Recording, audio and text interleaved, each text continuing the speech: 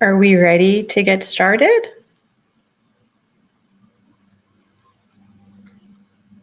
Let me just test the audio.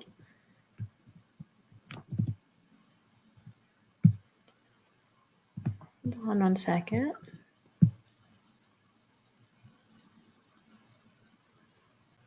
Hello.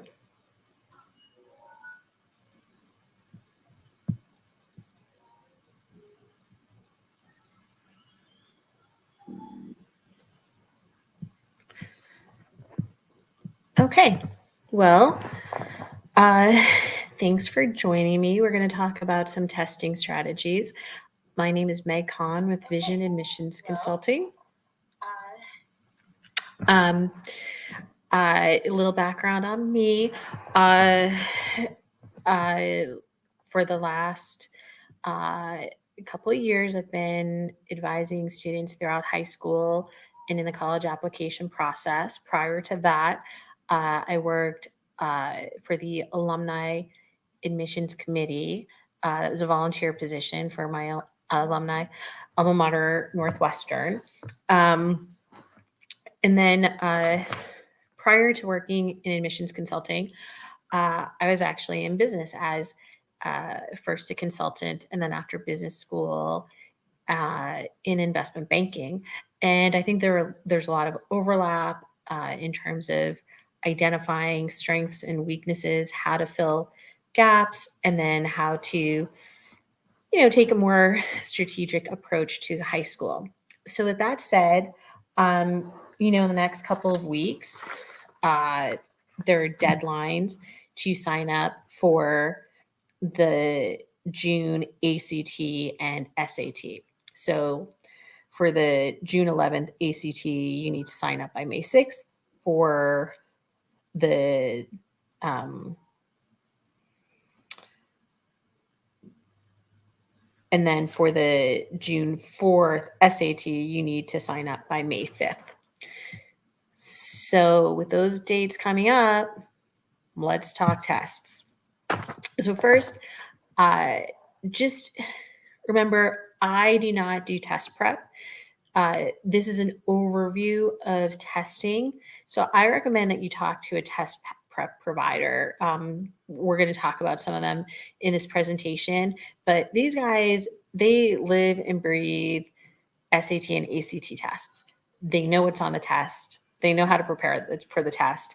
And they're really, if you have really particular questions, especially if you're not working with a college counselor, these guys, call and ask some of these guys, talk to them about it. They're going to have really good information. The people that I'm talking about in this presentation, they know their stuff. Okay, so first off, why do I need to take standardized tests? The UCs are going test blind. It may seem like standardized test is a thing of the past. So, a couple of the points people say, UCs are test blind. So true, UCs have gone with a test blind policy. However, they're dropping acceptance rates at the UCs. UCs are no longer safeties, not just UCLA and Berkeley. All of the UCs are highly competitive to get into, especially this year. And I would predict going forward. So really, for most students, most of the UCs are actually target to reach schools. You can't depend on them. Cal State's, another argument for no need to take a standardized test. Cal States are test blind. True, but they're also facing dropping acceptance rates. And, the Cal States are great schools, but they may not be the experience that you're quite looking for out of college. And then finally, most schools have gone test optional. So a lot of schools have, so many schools went test optional, especially during COVID. However, many of those schools are reverting back. So you have some schools like MIT that are actually reinstating their testing requirements now that most people can take tests.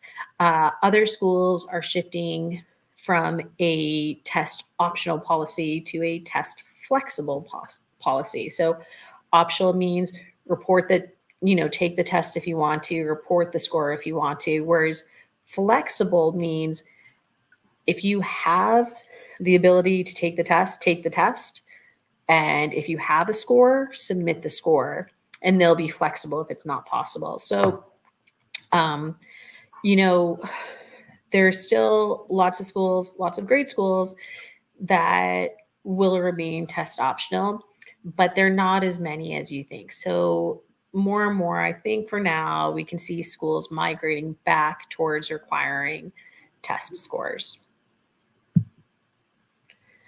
Couple of reasons why do colleges like standardized tests. It allows them to compare students from different schools.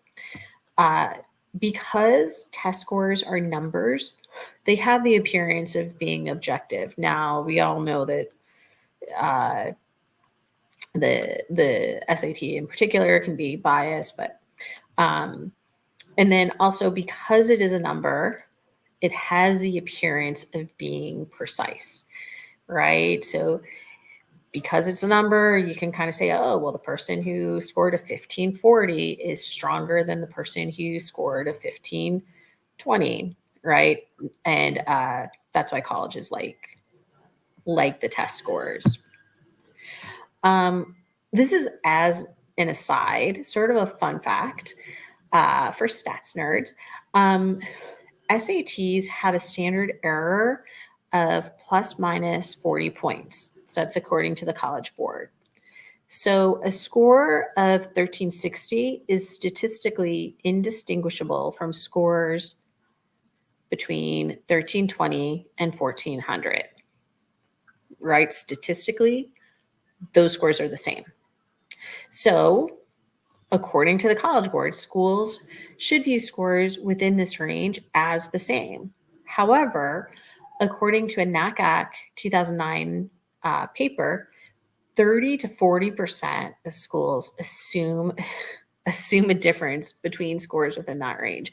So they are going to think that a person who scores, a 1390 is stronger than someone who scores a 1350, even though those scores are statistically indistinguishable. So overall, a solid test score will keep you open to the most opportunities. We don't know right now which way things are going to go. You can make an argument in either direction. Either you're not going to need a test, or more and more tests are needed to have the most opportunities at the most highly selective colleges. It's, you really want to keep as many doors open as possible. Now, with that said, just as an aside, in general, having a test score is the best. However, there are lots of great schools that are committed to the test optional policy. They've been test optional for 20 years, long before COVID, and it works for them. They are committed to holding on to that test optional policy. So if testing just isn't going to work out for you, you're still going to have options, but if you can get a test in, might as well do it. Okay. Now, when should I take my test? So there are two things you have to think about. You have to think about when you have the material, when you've covered all of the material in school, and then also when you have time to prepare for it. So in terms of subject mastery, the ACT tends to focus a little more on geometry than the SAT. So you want to make sure that you have at least completed geometry. SAT has a higher concentration on Algebra 2 and 1 or 2 trig pre-calc concepts. So you want to at least complete Algebra 2 before taking the SAT. So that's kind of where you want to be in terms of what you covered in math. In terms of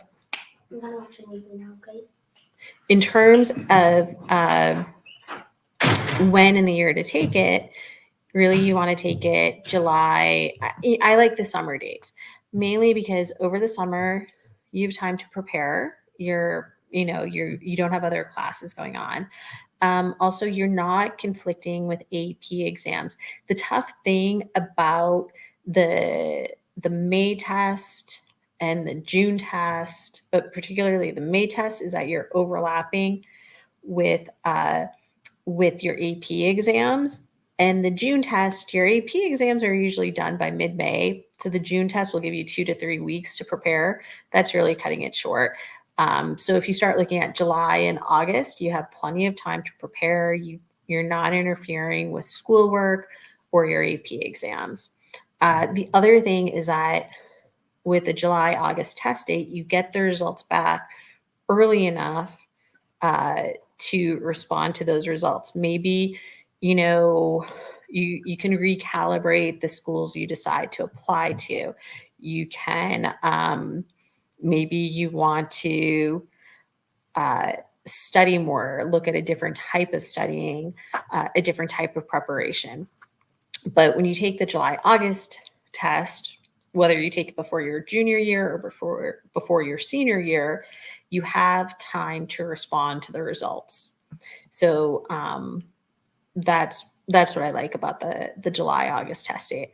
So I think kind of depending on where you are with your math curriculum, you might want to take the test sort of after your sophomore year or in the very beginning of your junior year, or after your junior year at the very beginning of your senior year. Okay, which test should I take? So basically, there are a couple of different ways to look at it. So if you look at just the numbers, you can look at concordance tables and estimate where you will do better. And then there's a more nuanced way to think about it, where you kind of want to think about what's being tested and how the material is being tested, and which do you think will work better with the way you think and the way you take tests. So this is on the left, you'll see a concordance table, and this is from Compass Prep. This is right on their website. So what you see is that, a 34 ACT score is comparable to SAT scores between 1490 and 1520. So if you go over on the right, this is sort of, if you take a practice test, both a practice SAT and a practice ACT, you look at where your scores are, and kind of plot it on here, and then you'll see, should you take an SAT or the ACT? So if you get a 1400 on the SAT, but a 36 on the ACT, you will want to take the ACT. So that's this chart. This is Compass Prep. They do private tutoring and I think also group tutoring, but they're very data driven. They know the test well. They literally teach the class on test prep. So they're a good resource for it. They're a great resource. A more nuanced analysis. So all of this information comes from Joan Quinco. She's the director of test prep at On Track Learning in Alamo. So according to Joan, students will typically score in the same percentile on both exams. So again, a good prep program should be able to discuss the decision with you, whether you want to take ACT or SAT, and kind of help you with that decision. But so just a brief overview from my conversation with Joan.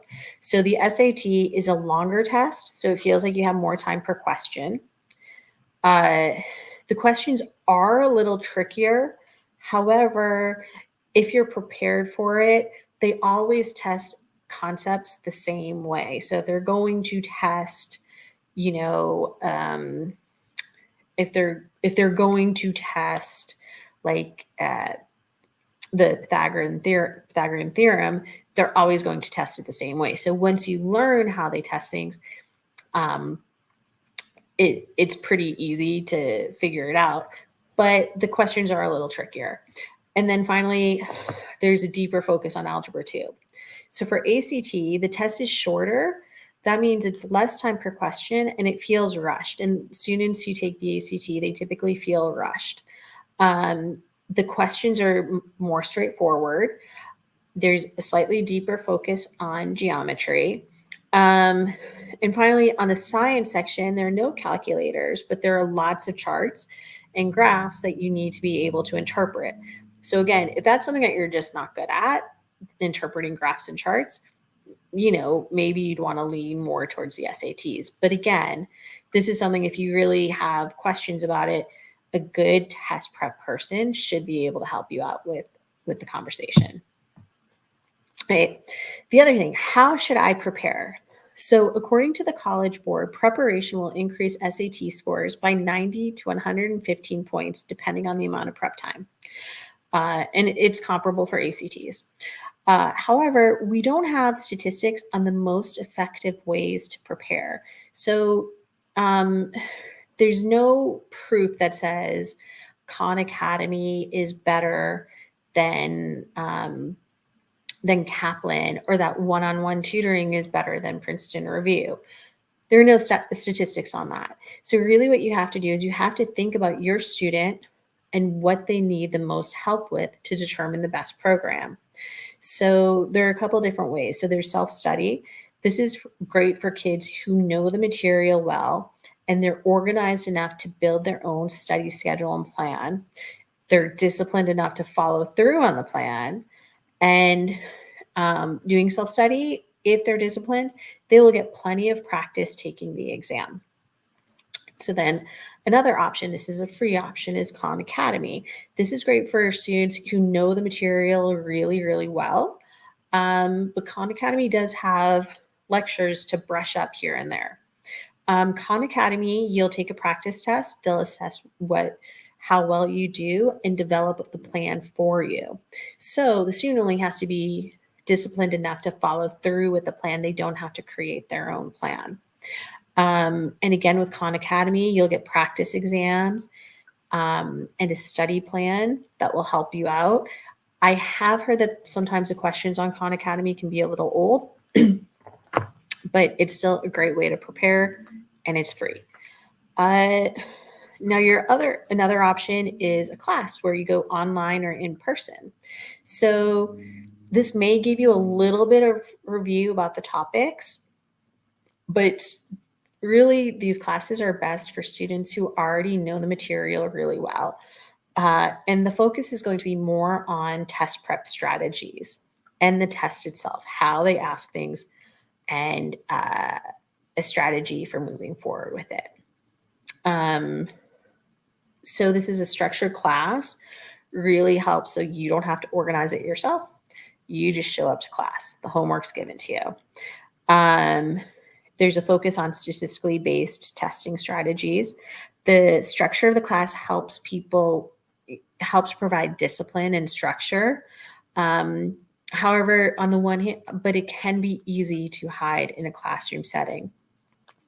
But that said, you can also learn from the questions other kids in your class ask. So it's that's also a good option. So this is great for kids who need to get some extra points that you can get from test taking strategies. So from my own personal experience, way back eons ago when I took the GMAT, one of the tips I remember to this day was, knowing cold, the multiplication tables through 13 and knowing 12 times 24.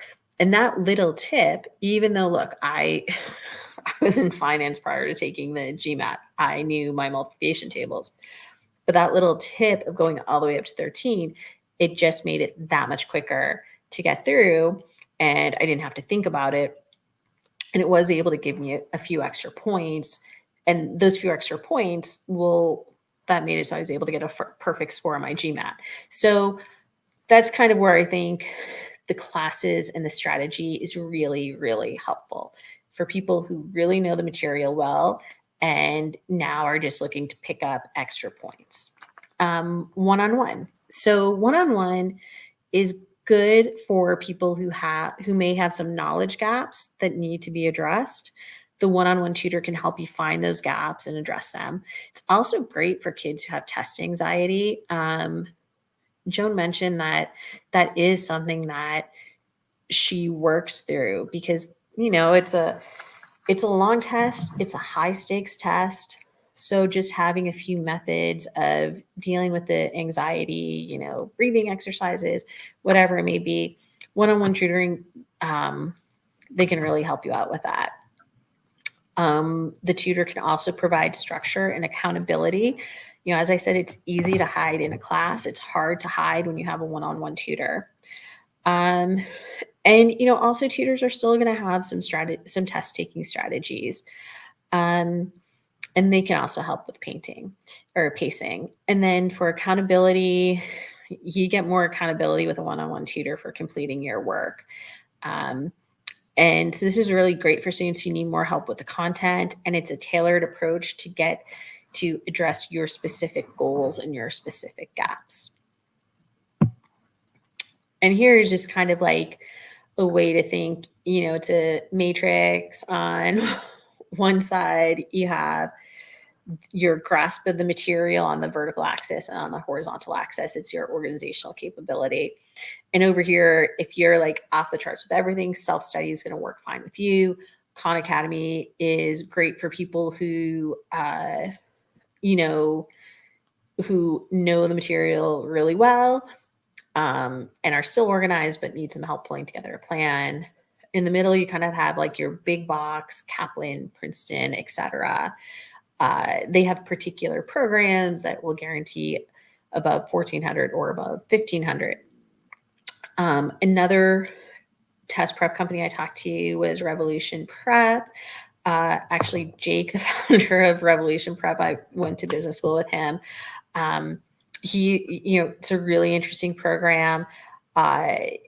Jake used to work for Kaplan, and he thought Kaplan was great, but they needed to spend, there were some gaps. They needed to spend some more time actually teaching the material, because it's easier to do the actual question than to play these little games and test taking strategies. So Revolution Prep is really good at kind of molding the benefits of a big box test prep company with, more personalized, actually learning the material.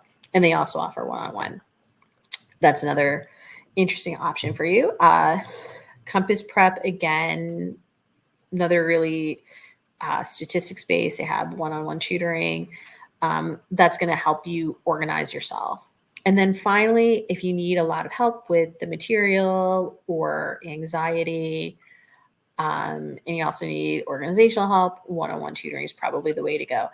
And that is going to be the most expensive option. So that is it for now. If you have any questions, feel free to reach out. Thank you so much for joining me.